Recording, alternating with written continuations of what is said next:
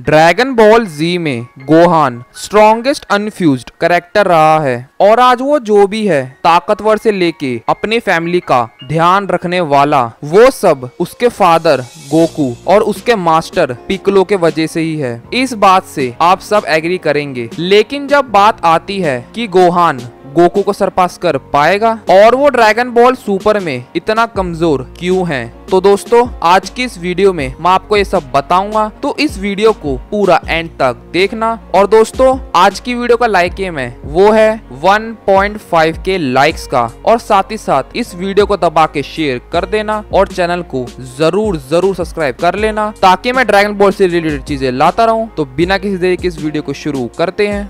Dragon ball जी की शुरुआत में गोहान एक 4 साल का बच्चा होता है और वो बहुत ही ज्यादा समझदार होता है और उसको फाइट में कोई इंटरेस्ट नहीं होता है। लेकिन जैसे जैसे सीरीज आगे बढ़ती गई गोहान बहुत मुश्किल सिचुएशन में पड़ता रहता था और वो अपनी छुपी हुई ताकत को बाहर निकालता था और वो अपने सामने वाले ओपोनेंट से ताकतवर हो जाता था। और उस टाइम गोहान अपनी ताकत पे कंट्रोल नहीं कर सकता था। और जब गोकू पिक्कोलो की फाइट हुई थी रेडिट से, तो जब रेडिट गोकू को मार रहा होता है तो गोहान को ये देख के उसको बहुत ज्यादा गुस्सा आ जाता है, जिससे गोहान की ताकत बहुत ज्यादा बढ़ जाती है और वो सीधा रेडिट्स के पेट पे एक हेडबट देता है, जिससे रेडिट्स बहुत ज्यादा घायल हो जाता है। और यही मौके का फायदा उठा के गोकू और पिक्कोलो रेडिट्स को हराने में कामयाबी रहते हैं। कुछ सालों बाद प्लेनेट नेमेक आर्क में गोहान अब टीनेजर हो चुका है और उसी के साथ साथ जब ग्रैंड एल्डर नेमेकियन ने गोहान की छुपी हुई पोटेंशियल को अनलॉक करा था तो गोहान बहुत ज्यादा ताकतवर हो गया था।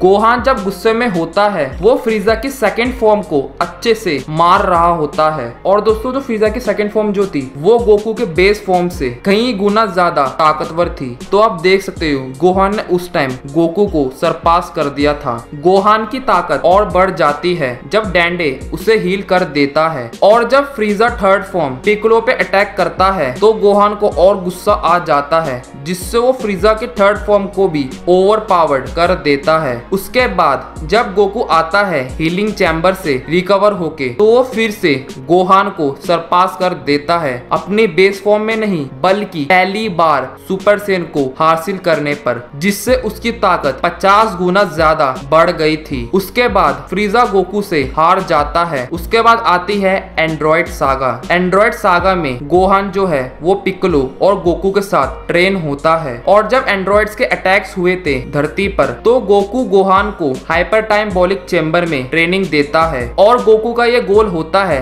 कि अपने बेटे को अपने से कई गुना ज्यादा ताकतवर बनाना। और जब गोहान की बैटल सेल के साथ हुई थी, जब सेल ने उसकी आंखों के सामने एंड्रॉइड 16 के सर को क्रश किया था और उस चीज को देख के गोहान कंप्लीटली गुस्सा हो जाता है और उसके इस गुस्से ने उसकी एक छुपी हुई पोटेंशियल को बाहर निकाला और गोहान बना अपनी धरती का पहला सुपर सेयन 2। और उस टाइम सुपर सेयन 2 गोकू और वेजिटा तक हासिल नहीं कर पाए थे और गोहान ने सुपर सेयन 2 बन के वेजिटा और गोकू को भी सरपास कर दिया था। और सेल की डिफीट के 7 साल बाद हम आते हैं माजिन बू आर्क में। माजिन बू आर्क में गोहान ने अपने को ट्रेन करना ही छोड़ दिया था, जिससे वो बहुत कमजोर हो जाता है और उसका लड़ाई से मन खत्म हो जाता है। और इस समय गोकू सरपास कर देता है गोहान को सुपर सेन 2 बन के नहीं बल्कि अपने को सुपर सेन 3 में पुश करके। वेजिटा ने भी गोहान को आराम से सरपास कर दिया था जब वो माजिन वेजिटा बना था, तब भी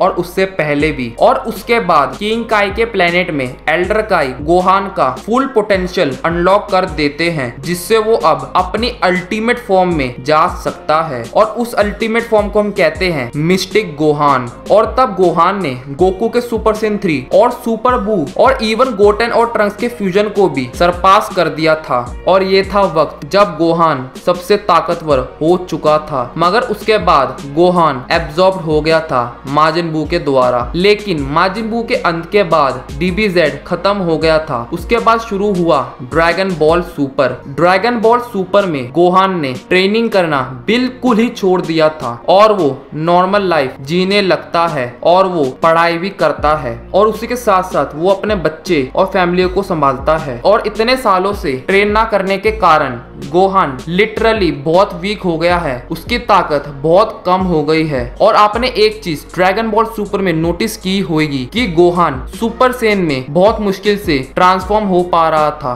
और कैसे वो एक ही फटके में फ्रीजा की नॉर्मल फॉर्म से पिट गया था। गोकू और वेजिटा ने उसको आराम से सरपास कर दिया था गॉड की को अचीव करके, और वो गॉड पावर कंप्लीटली डिफरेंट है और गोकू वेजिटा अब गोहान से कई गुना ज्यादा आगे निकल चुके हैं। टूर्नामेंट ऑफ पावर आर्क में गोहान एक बार फिर ट्रेनिंग लेता है अपने ओरिजिनल मास्टर पिकोलो से और वो फिर से अनलॉक करता है अपनी अल्टीमेट फॉर्म को और उसी ट्रेनिंग से वो फिर से एक बार ताकतवर हो जाता है। मगर गोहान की फाइट जब गोकू के साथ हुई थी तो हमें गोहान की एक ताकत का प्यारा सा नमूना देखने को मिला था और गोकू और गोहान की फाइट एकदम टक्कर की होती है। उस फाइट में गोहान जब अपनी अल्टीमेट फॉर्म को बाहर निकालता है वो गोकू को फोर्स करता है सुपर सेन ब्लू बनने के लिए, लेकिन Gohan super Sen blue Goku को अच्छे से पीट रहा होता है। लेकिन गाइस इसका मतलब ये नहीं था कि वो सुपर सेन ब्लू से ताकतवर है। गोकू उस टाइम अपने को होल्ड बैक कर रहा था, लेकिन वो एटलीस्ट थोड़ा टक्कर तो दे पा रहा था।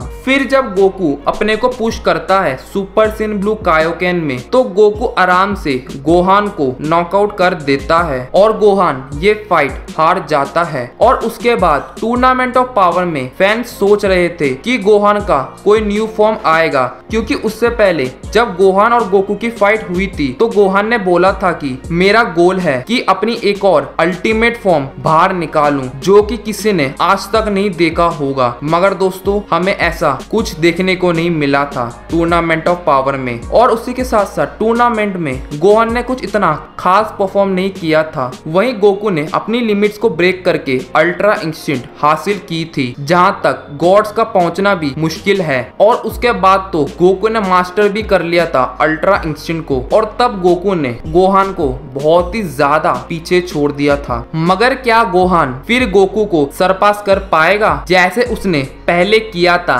ड्रैगन बॉल सीरीज में? अगर मैं कहूँ हाँ भी और ना भी। पहली बात, अगर गोहान अपने को ट्रेन करेगा तो बहुत ज्यादा ताकतवर हो सकता है। दूसरी बात ये डिपेंड करती है टोरियामा सर पे जो ये सीरीज चला रहे हैं। लेकिन अगर अकीरा टोरियामा सर का मन करे तो वो गोहान को बहुत अच्छा स्क्रीन टाइम दे सकते हैं, क्योंकि सारे गोहान फैंस चाहते हैं कि गोहान को भी स्क्रीन टाइम मिलना चाहिए। और दोस्तों मैं भी कहता हूँ कि गोहान को स्क्रीन टाइम मिलना चाहिए, क्योंकि ड्रैगन बॉल सुपर में गोहान की कोई इज्जत ही नहीं रही है। तो दोस्तों आपको क्या लगता है कि गोहान सरपास कर पाएगा गोकू को? मुझे कमेंट सेक्शन में जरूर बताना। और दोस्तों आज की वीडियो हम यहाँ खत्म करते हैं। तो दोस्तों इस वीडियो को जितना हो सके गोहान के लिए और गोकू के लिए लाइक कर देना और सब्सक्राइब बटन जरूर दबा देना ताकि मैं ड्रैगन बॉल से रिलेटेड चीजें लाता रहूं। तो मिलते हैं आपको अपनी नेक्स्ट वीडियो में। तो बाय।